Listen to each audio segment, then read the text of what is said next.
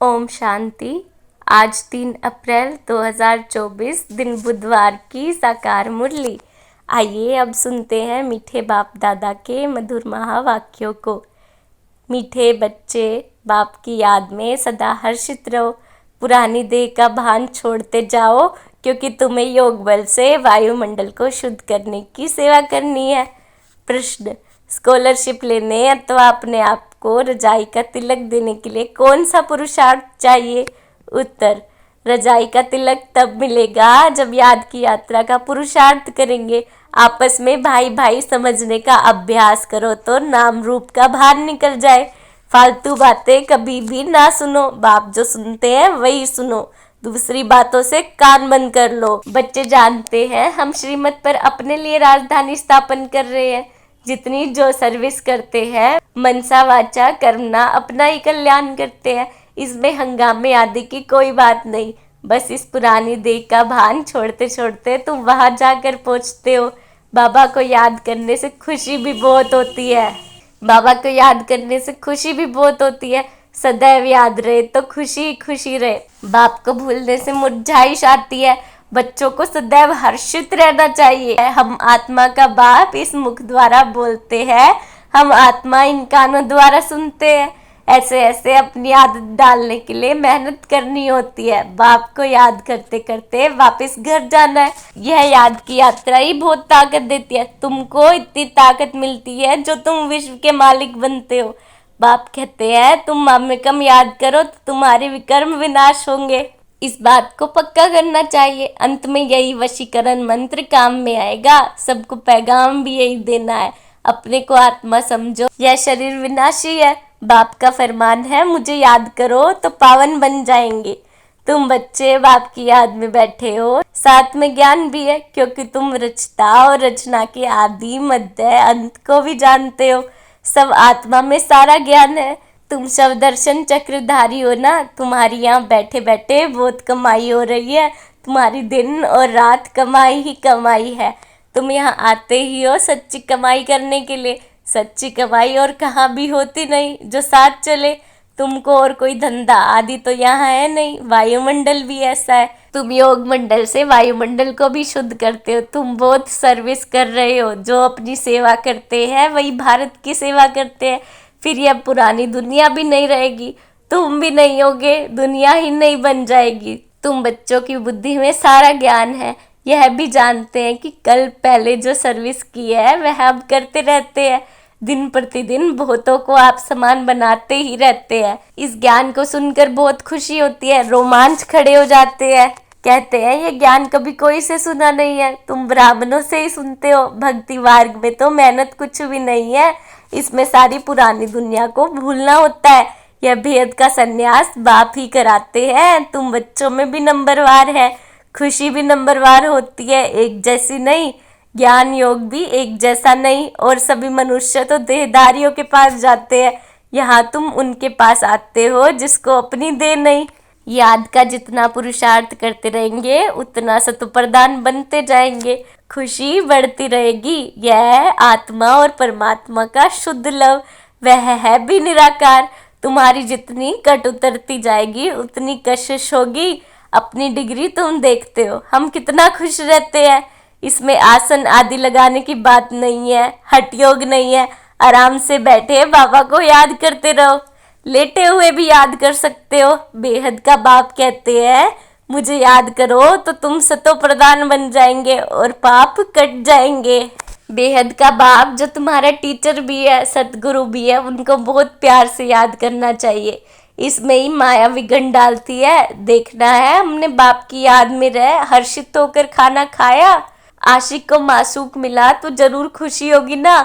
याद में रहने से तुम्हारा बहुत जमा होता जाएगा। मंजिल बहुत बड़ी है।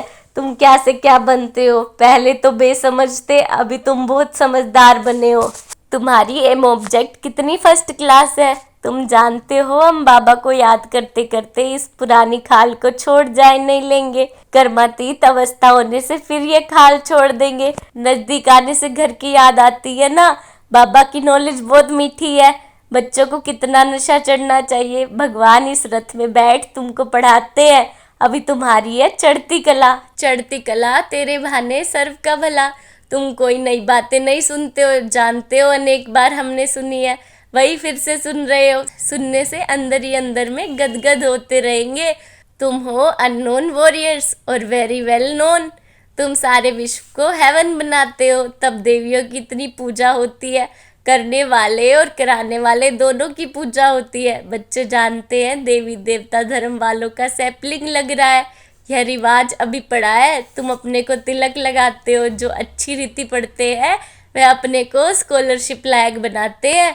बच्चों को याद की यात्रा का बहुत पुरुषार्थ करना चाहिए। अपने को भाई भाई समझो तो नाम रूप का भार निकल जाए।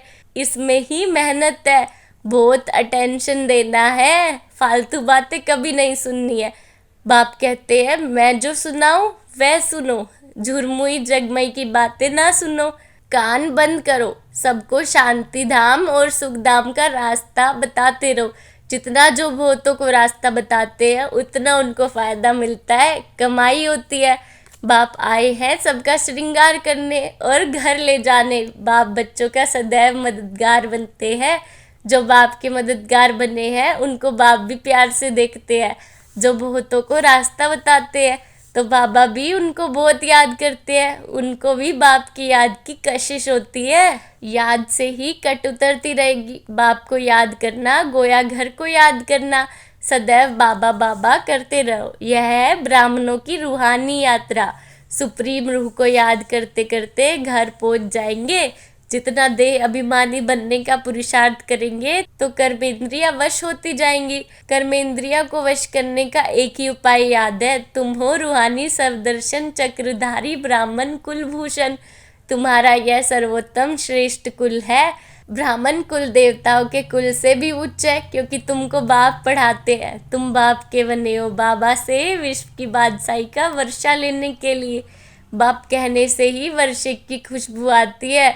शिव को हमेशा बाबा बाबा कहते हैं। शिव बाबा है ही सदगति दाता, और कोई सदगति दे ना सके। सच्चा सदगुरु एक ही निराकार है, जो आधा कल्प के लिए राज्य देकर जाते हैं। तो मूल बात है याद की। अंतकाल कोई शरीर का भान अथवा धन दौलत याद ना आए, नहीं तो पुनर्जन्म लेना पड़ेगा। भक्ति में काशी कलवट खाते हैं। तुमने भी काशी कलवट खाया है अथवा बाप के बने हो।